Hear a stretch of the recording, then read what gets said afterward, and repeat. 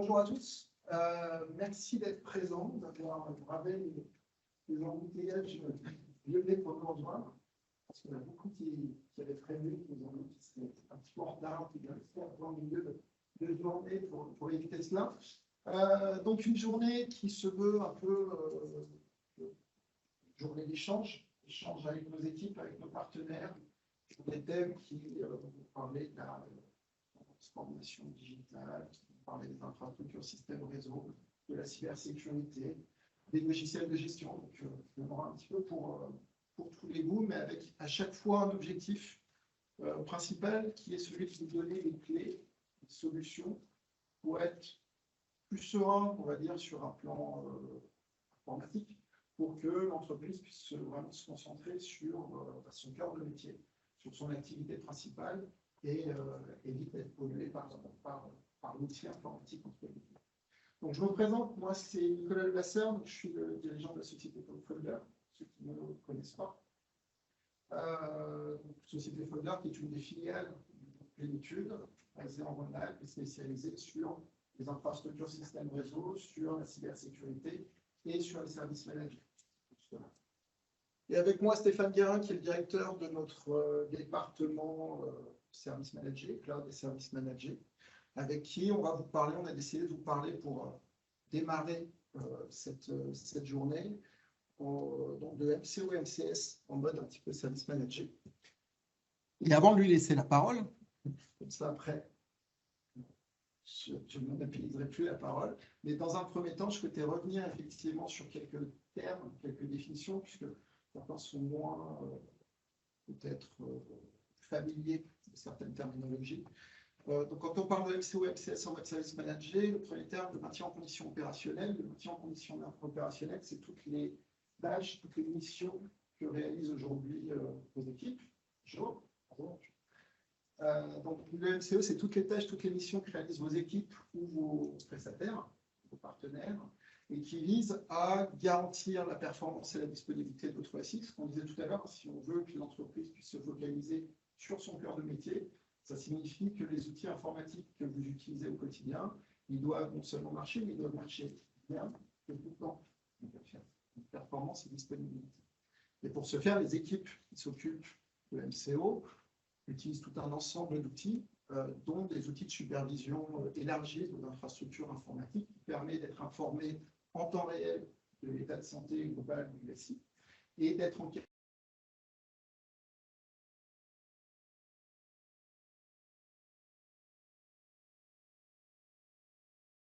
accent sur la dimension préventive et d'essayer de détecter le problème avant que l'utilisateur,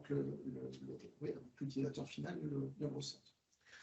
Le MCO, c'est aussi toutes les tâches et les missions qui visent à anticiper, à maîtriser les risques informatiques. Et comme on ne sécurise bien que ce qu'on connaît bien, au niveau du MCO, les équipes en général ont l'habitude d'un certain nombre de tâches rédactionnelles pour, on va dire, mettre en place une base documentaire qui soit complète, qui soit mise à jour, et qui permet d'avoir une excellente connaissance de l'existant pour mieux détecter les menaces, les vulnérabilités, les failles possibles et y remédier. L'exemple flagrant d'une mission de la MCO, c'est effectivement remonter l'information sur des systèmes qui ne seraient pas à jour, et donc l'application d'une patch de sécurité. Donc ça, c'est effectivement aussi une des missions de la MCO. La partie dépannage, alors on n'est plus tout à fait dans le MCO, on est dans le service desk plutôt, mais malgré tout, comme on ne peut pas tout anticiper, il faut que les équipes qui gèrent le maintien en condition opérationnelle globale du système d'information soient capables, si on n'a pas pu anticiper un problème, d'intervenir vite et bien également. Donc pour ce faire, elles vont devoir assister l'utilisateur, elles vont devoir résoudre les différents problèmes sur site ou à distance d'ailleurs, mais pas que. Ce qui est important à ce niveau-là, c'est aussi de pouvoir faire preuve un petit peu de pédagogie, savoir expliquer à l'utilisateur ce qui s'est passé, d'essayer de le sensibiliser, de le former. Il y a beaucoup de problèmes qui sont de source humaine. Donc, si on veut éviter que le problème ne revienne à nouveau, c'est toujours préférable de prendre le problème à la source et de prendre un petit peu de temps pour expliquer aux utilisateurs pour expliquer effectivement à l'utilisateur final peut-être ce qui s'est passé pour éviter que ça se reproduise. D'une manière générale, avec le support, l'objectif, ce n'est pas uniquement de servir de quai de service, c'est de pouvoir, alors, quand on peut, hein, parce que je suis conscient dans les organisations, parfois on court après le temps, c'est difficile de prendre un petit peu, justement, le temps d'expliquer, de discuter avec l'utilisateur, mais quand on peut essayer d'identifier la cause du problème, de le traiter donc à la source, c'est toujours préférable, et comme encore une fois, la grosse partie des problèmes sont un facteur humain, c'est vrai que c'est aussi le rôle du support de faire preuve un peu de pédagogie, d'expliquer, parfois même de former l'utilisateur final sur certains aspects. Globalement, finalement, les tâches et missions de la MCO, elles visent un objectif qui est d'améliorer la résilience et la compétitivité de l'entreprise. Et l'objectif que l'on se fixe quand on met en place un maintien en condition opérationnelle dans une organisation. Garantir la performance, la disponibilité, la sécurité, ça amène effectivement des gains de productivité, forcément pour l'entreprise. Et puis, il y a également un certain nombre de tâches, ça aussi c'est une mission de la MCO, qui sont des tâches souvent rébarbatives pour les équipes qui le font, des tâches d'exploitation courante, qui peuvent être rébarbatives, qui sont en tous les cas chronophages, qui prennent beaucoup de temps et d'argent, beaucoup forcément. Et donc, l'objectif des équipes MCO, ça va être aussi d'automatiser toutes ces tâches d'exploitation le plus souvent possible, tout ce qui peut être automatisé, pour justement gagner un peu de temps, justement, un peu d'argent, et puis éviter les rendre plus fiables. Automatiser une tâche, forcément, on la fiabilise par rapport à une tâche qui serait faite de manière manuelle. Et je crois que Bertrand, qui passe après nous sur la partie KZIA, sur l'automatisation de tâches IT, pourra vous en dire bien plus sur ce sujet. Le MCS, alors le MCS, on l'a vu dans le MCO intègre déjà une dimension sécurité. On l'a vu avec la partie patching, avec la partie mise à jour de sécurité. Au niveau du MCS, on va davantage se focaliser sur la confidentialité et l'intégrité du SI, avec des process, des tâches qui sont essentiellement continues. Alors, il peut y avoir certains process ponctuels, certaines tâches ponctuelles, mais qui ne relèvent pas tellement de la MCS. Je pense par exemple à la sécurité par design. L'idée, là, c'est cet après-midi, pour vraiment en discuter avec mon collaborateur, mais la sécurité par design, c'est le fait d'aborder les problématiques sécuritaires, de se poser des questions en termes de cybersécurité et de sécurité, et la genèse d'un projet. Un projet de migration de ERP, d'intégration d'une nouvelle solution, quelle qu'elle soit. La sécurité par design, c'est cette démarche qui consiste, dès la genèse du projet, à se poser ces questions sécuritaires. Donc là, on est dans le cadre d'un tâche ponctuelle, mais quand on parle MCS, on est vraiment dans cette dimension continue où on a la dimension préventive avec la mesure des risques, la mise en place de scans de vulnérabilité, d'audits qui vont nous permettre au passage de juger un peu le niveau de maturité de l'organisation en termes de sécurité, par rapport en général à des référentiels qui sont reconnus, hein, les référentiels de l'ANSSI, les référentiels de la norme ISO. Donc, on mesure les risques et on pose les bons diagnostics. Derrière, forcément, il y a une dimension opérationnelle avec la sécurisation des réseaux, des données, des logiciels, des équipements, puisque fatalement, si on a identifié, si on a fait des audits de vulnérabilité, qu'on a identifié des vulnérabilités, on a jaugé un peu le niveau de maturité de l'entreprise par rapport à la sécurité, au bout du jeu, ça va être d'améliorer un petit peu tout ça. Donc là, on est dans une dimension opérationnelle. Et puis, une dimension de contrôle, de suivi, puisque tout ce que l'on met en place, le M16 doit, l'objectif, c'est qu'effectivement, on puisse tester régulièrement, de manière continue, puisse tester effectivement la sécurité du SI, mais aussi les procédures. Pourquoi pas les utilisateurs? Tout à l'heure, il y a beaucoup de problèmes qui viennent de l'utilisateur. Donc, savoir tester les utilisateurs à travers des campagnes de phishing, ça, c'est Sophos qui nous en parlera cet après-midi sur ce sujet-là, mais tester les utilisateurs en mettant en place des campagnes de phishing, de la sensibilisation de manière régulière, c'est aussi un moyen de tester, de contrôler un petit peu et de rehausser le niveau de sécurisation globale du SI. Je terminerai avec le dernier thème, la partie service manager, enfin de MCO, MCS en mode service manager. Alors, le service manager, co-manager, mais je me focalise d'abord sur la partie service manager. C'est un terme qu'on emploie beaucoup pour désigner des prestataires de service manager aujourd'hui, donc ce qu'on appelle des MSP, si je prends l'acronyme anglais, qui sont des prestataires d'infogérance nouvelle génération, on va dire, comme l'est le YouTube d'ailleurs. C'est comme ça qu'on se présente, c'est des prestataires qui vont intervenir en mode forfaitaire avec un engagement de résultat, en mettant l'accent sur ce qu'on disait auparavant, les tâches préventives, l'automatisation des tâches d'exploitation, donc qui vont chercher finalement à réduire les risques, les coûts, améliorer la compétitivité, accompagner, gérer le changement et la transformation digitale des entreprises.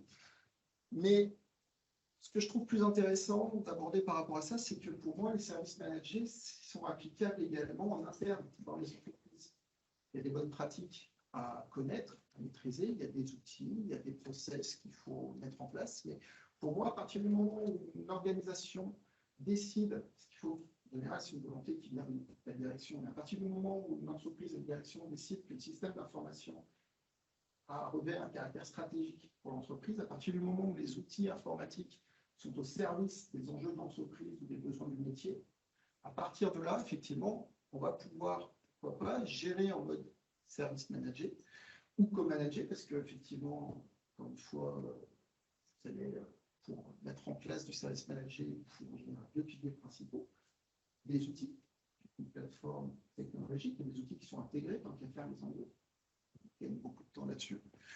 Et puis des ressources. C'est là que vous allez avoir des ressources en interne, des ressources en externe. C'est pour ça qu'on parle de co-management, parce que l'important, c'est que l'ensemble de ces ressources aient les mêmes objectifs et les mêmes indicateurs de performance quelque part, s'appuient sur les mêmes process, sur les mêmes outils, qui travaillent ensemble. Je prends l'analogie du foot, puisqu'on y est actuellement, mais c'est un petit peu ça, c'est une équipe de foot, des joueurs de clubs différents, où les ressources peuvent venir de prestataires différents.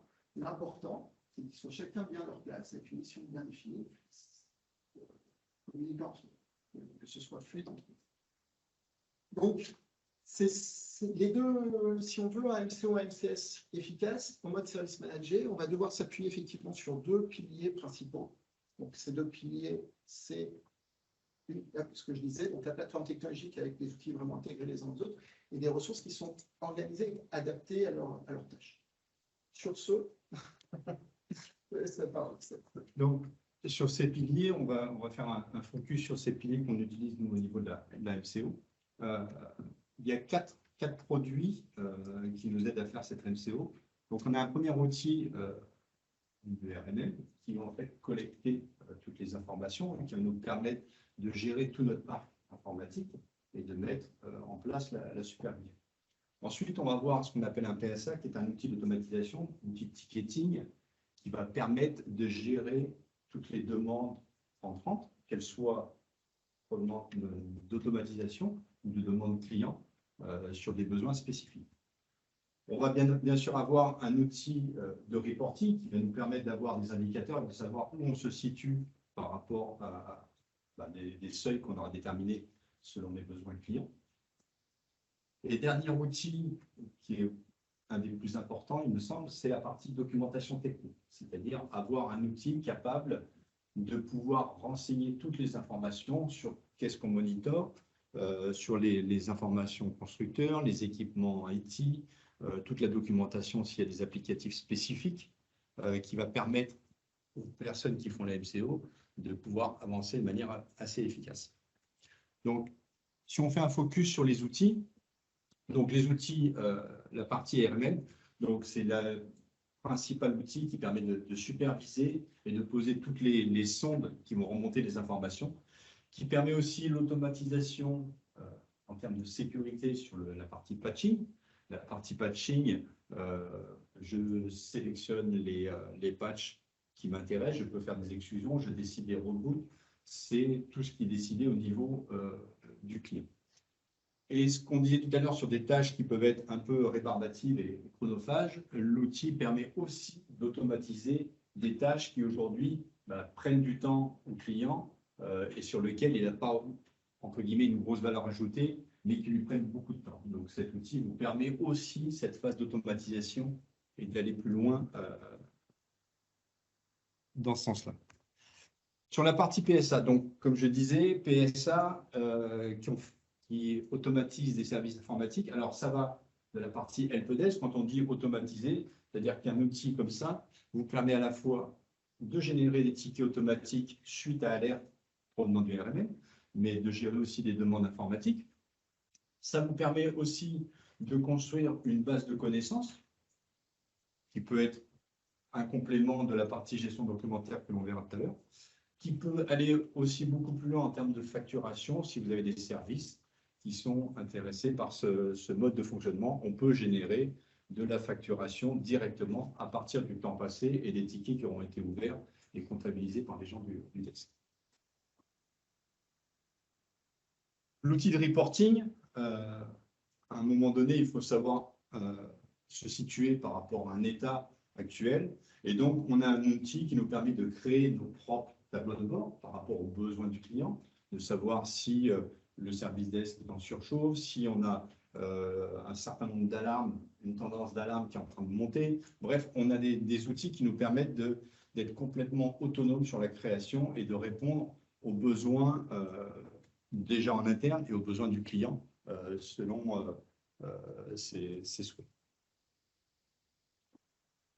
La partie technique, documentation technique, hein, comme je disais, ça c'est une nerf de la guerre, puisque ça va permettre de transmettre toutes les informations aussi bien aux clients qu'aux équipes techniques, d'avoir, si on a des personnes, un turnover assez important dans une société, d'avoir une base documentaire, toute personne arrivant peut s'appuyer dessus en termes de technique.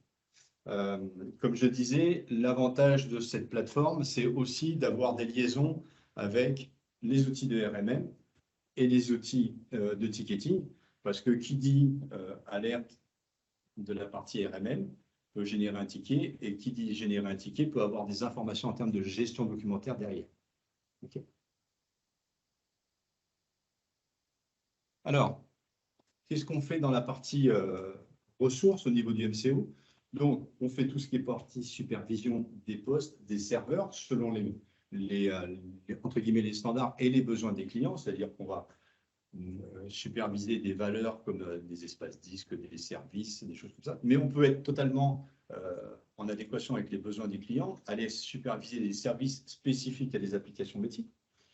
On peut automatiser des tâches, c'est-à-dire faire du déploiement automatique, automatiser des tâches sur du patching, superviser l'état d'un service DHCP, du scope DHCP restant, et derrière automatiser un redémarrage de service. Bref, tout est la seule, comme j'ai l'habitude de dire, la seule limite, ça va être l'imagination des clients et les besoins. On peut contrôler, bien évidemment, et on contrôle toutes les sauvegardes, c'est-à-dire qu'on a des remontées d'alerte qui nous permettent de dire si la sauvegarde pour le client s'est effectuée correctement. Donc ça, ce sont des vérifications qui sont faites de manière journalière, et ensuite, sur des écrans, d'avoir des alertes en temps réel. Pour la partie service desk, donc, comme Nicolas l'expliquait, soit la possibilité d'avoir des accès à distance pour permettre le dépannage du client, ou sur la partie site, si le dépannage nécessite une intervention sur site, suite à une alerte MCO ou autre, on peut dépêcher une partie de l'équipe ou un intervenant sur le site. C'est aussi eux qui vont gérer tout ce qui est modification, gestion des problèmes, et c'est surtout le point d'entrée, comme on a l'habitude de le dire, le guichet unique. C'est par là que tout va arriver au niveau des alertes MCO, des appels entrants ou des mails de notification. La partie management, donc, quand on fait du MCO, on fait systématiquement des indicateurs de performance et on prévoit de manière régulière un point avec le client pour faire l'état des lieux du mois passé et voir quels sont les plans d'action qu'on peut proposer, plans d'amélioration. Donc voilà comment on a l'habitude de travailler. Guichet unique avec l'arrivée des demandes, soit par des mails, soit des alertes MCO. On a, hop, voilà. On a le guichet unique qui va donc traiter les demandes entrantes. Et derrière, la possibilité d'escalader selon les besoins vers du niveau 2, du niveau 3. Derrière, ça peut débloquer sur de la partie engineering au projet. Et derrière, on fait la partie mise à jour, comme je disais, sur la partie gestion documentaire du produit.